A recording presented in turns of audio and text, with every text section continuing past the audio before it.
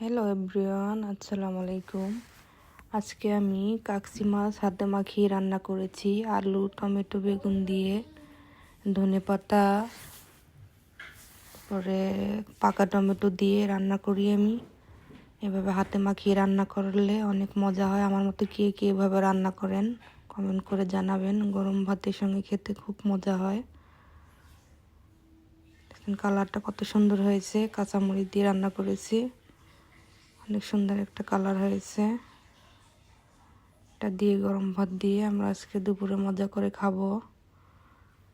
আর রান্না করেছি কাঁচকলা দিয়ে ইলিশ মাছ আলু দিয়ে ঝোল করেছি।